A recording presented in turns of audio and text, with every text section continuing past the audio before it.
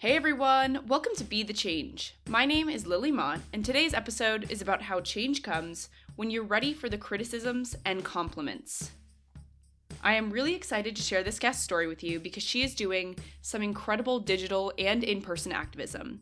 Ishaa Asim is a youth social justice activist who has worked on local campaigns in Manchester, national campaigns across the UK, and international campaigns. It was great to talk with Ishaa about her work, so let's dive into this episode featuring Ishaa Asim.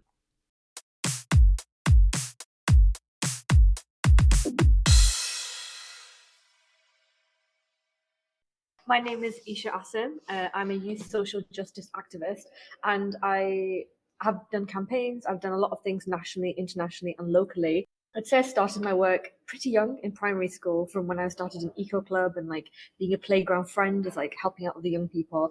And then that translated in high school with working on projects such as the eco club, fair trade steering group, and then obviously ultimately becoming head girl, and then moving on to college and university, just kind of going for the opportunities that are out there, being elected as member of Youth Parliament for Manchester, becoming a UK Young Ambassador, and then now I'm a Europe Young Ambassador. So just kind of campaigning on things that I care about, other young people care about, and representing them to the best of my ability.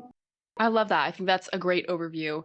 Can you tell me a little bit about what it means to be a UK Young Ambassador and now a Europe Young Ambassador? I think that's so cool. Tell me a little bit about that role and what you've been doing in that position. So with the UK Young Ambassador, it was about making sure you represented people in the UK's views, and talking to people who are in positions of importance, so people who are MPs, people who are civil servants, implementing policy. And it was a really interesting role in terms of trying to get campaigns launched, get young people on the grid, because I think a lot of the work we do is about young people are trying to take advantage of opportunities, but our voices aren't often being heard. And with my latest role as a Europe Young Ambassador, that was something I applied for on a whim. I wasn't really thinking I would get it. And in the end, they accepted my application, and they said that actually a lot of their ambassadors are from Germany. And they said that I'm one of the only ambassadors, I think the only ambassador who's not from Germany. And in that role is one of my favorites because it's something that I've already been doing myself. So my job is basically to talk about issues young people care about on reels, online, and on social media. And for anyone who follows me, all my reels are literally about politics or youth activism or social justice. So now they want me to come up with ideas, film it for them, go back and forth with content, and shoot it. And I also get paid for it. So it's a plus. I think the idea of you already doing that work, and so then you get paid for it, you get to kind of amplify the work that you're doing. I think that's awesome. So you mentioned, of course, your reels and the work that you're doing to amplify the work you're doing, but also the work that other young people are doing. Can you tell me a little bit about your social media content, but also your blog and just the story behind that? Why did you choose to start creating content? Tell me a little bit about that journey for you. I think it started kind of like the herd effect, like how your friends start doing something, you think maybe I'm missing out something. So during COVID, a lot of my friends who were activists in some of the circles from eco environment projects we worked on, they started creating reels and content. It was new at the time. And I thought, oh, that would be interesting for me to do and raise awareness. It initially started as raising awareness for the environment because at the time we were working on the Manchester youth strikes, and the digital climate strikes were a big deal in 2020. And from then, I just kind of continued doing that kind of work. And it's kind of evolved to now be things like political satire as well. So you'll see with the elections, I got a lot of backlash and criticism in terms of the political content I put out, even though I never said which party I voted for, because all my content is supposed to be from an apolitical lens. Because I feel like in media, we don't get the opportunity to have content that is not biased at all. It's either very, very left wing or very, very right wing. And a lot of young people, and not even just young people, are very vulnerable, susceptible to that kind of information. So I think in terms of the content that I've been putting out there, it's kind of resonating with what other young people want. That's informative, but it's also funny because I'm the kind of person who will sit there and watch 3 to 4 hours of Sky News coverage and press and do the analysis and think about who you want to vote for. But the average young person just isn't going to resonate with that. And I think having a reel or some kind of social media gimmick that will get people's attention, that's what it's all about. So I think I made a reel, and I think it was like a minute long max, and it had like 5 political parties and their key priorities for the 2024 election. And I think that's what young people would rather watch rather than like 2 to 3 hours of you as a politician going on about like 10, 100 different policies that you have. And in terms of the blog, that actually came about because of the US election in 2020. And I'd always said to my family, to my friends, oh, I'd love to have a blog one day. And my mom said, what's stopping you? And it was COVID at the time too. So we all had more spare time than usual. So I actually got off my butt and I actually decided to start the blog. And yeah, it's kind of gone from strength to strength from there. And there are times where I feel like, blogging, is it actually working out? Do people want to read it as much? Because a lot of people say in this day and age, blogs aren't as important as social media is. I try and use them in conjunction. So I do reels at the same time, but I also keep blogging because I just have a lot to say. And I think there are a lot of issues there are to talk about, and you can't ever run out of things to talk about, especially with the news. So sharing your stories, sharing opinions, I blog about current affairs, but then I also blog about like very random things, like the concept of friendship. That's a blog that I did, and that was actually very well received as well. So it's things like that young people are thinking about and feeling all the time, but aren't necessarily being talked about. I think that idea of creating your own platform to share your opinions is so important. And I love that you're kind of doing it in this short form way, but also in a long form way. That makes a lot of sense in the media landscape. I think that you're covering all your bases.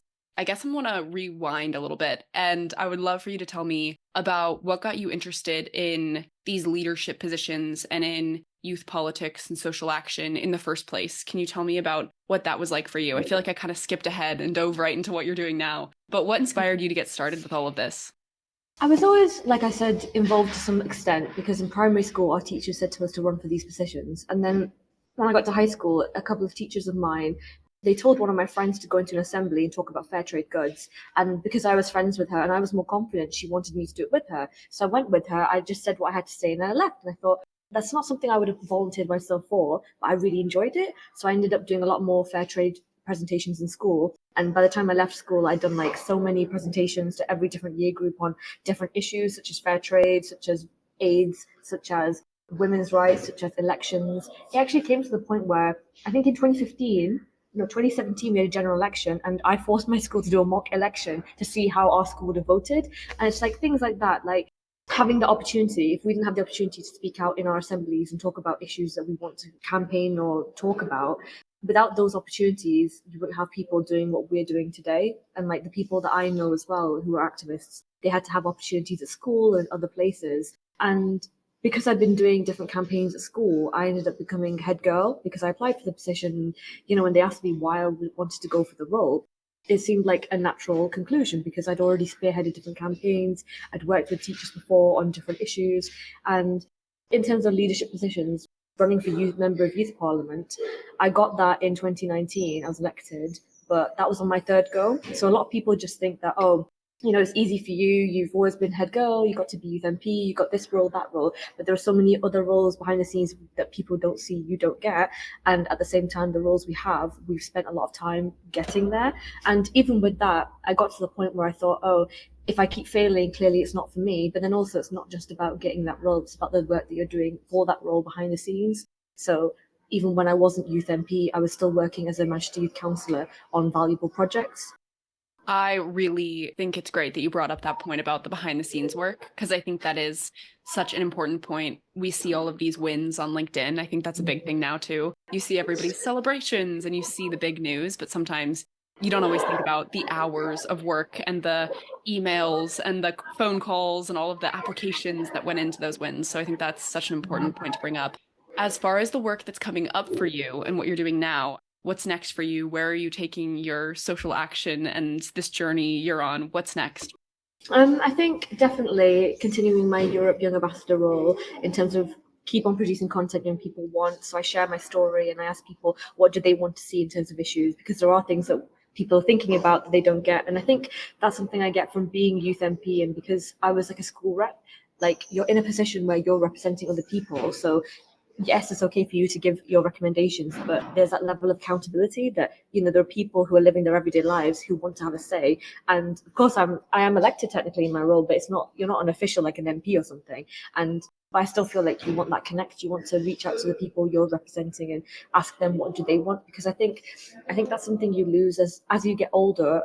especially if you become a politician, because people in power, you become so disconnected from who you used to be before. And I think that's something I'm quite aware of, that if you're in a position, there's a lot of responsibility and there's people that you owe that to, and you should be carrying through what they want, not what you want. Because I think when I was younger, you think of it as, I'm in this role, I get to do what I want to do, it's all about me. But I think as I've gotten older, I've seen it's more, you're basically a vessel for what they want. They're using you as a medium, as a mouthpiece to get through what they want through parliament or through legislation or policy.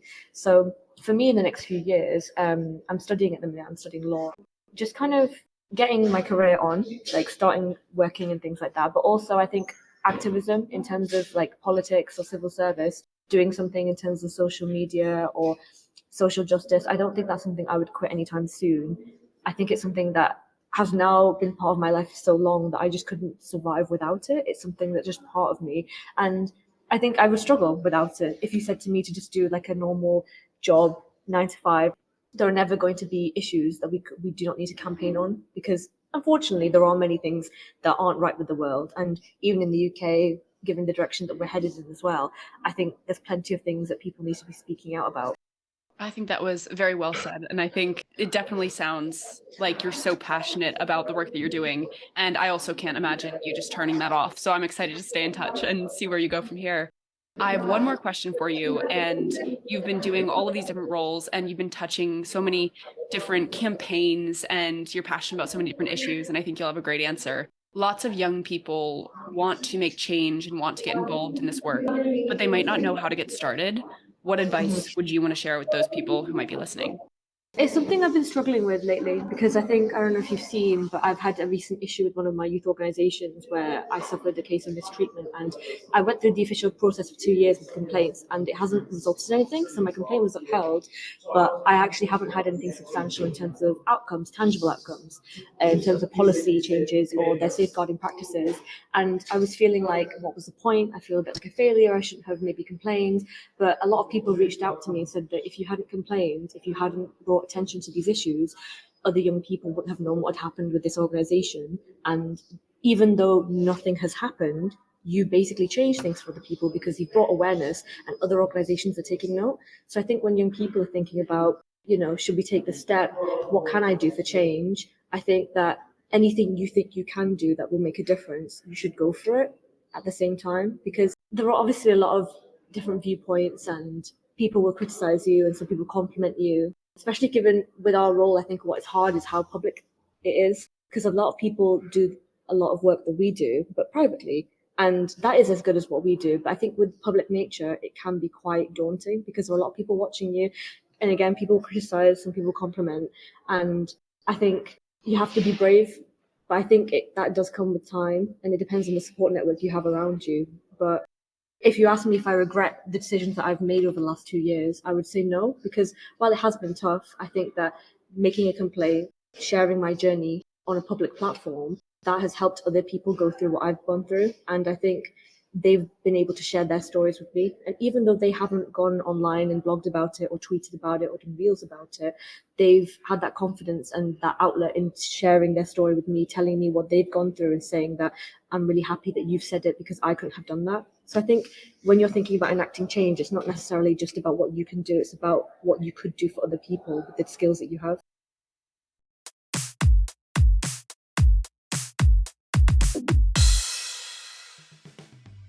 I really enjoyed learning more about Ishaa's work and would definitely encourage you all to check out her blog and her Instagram account, which I've linked in the description of this episode.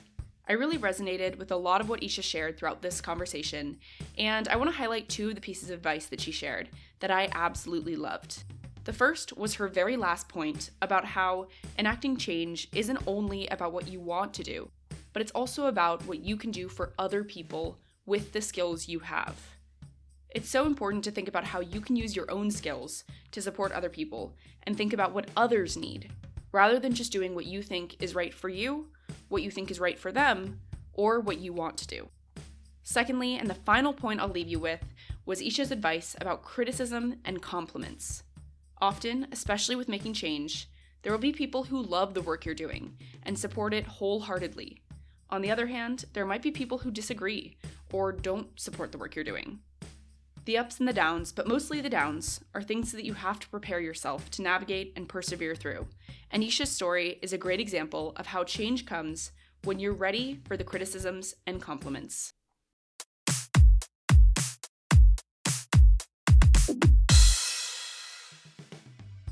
Thank you so much for listening to this episode, and you can find Ishaa on LinkedIn and Instagram, and I included those links, as well as the link to her blog, in the description of this episode. If you want to talk about anything I mentioned, please reach out to me by email at lily@bethechangepodcast.org or on Instagram at Be The Change Media Network. I'm working on expanding Be The Change Media Network, which means bringing you more inspiring stories from amazing guests and so many new podcasts from amazing hosts. If you enjoyed this episode, I would really appreciate it if you could leave the podcast a rating and a comment, because it will help these stories to reach, educate, and inspire more people. And I would also love to hear your thoughts and feedback. Tune in for my next episode, but until then, be the change you wish to see in the world. Bye, guys.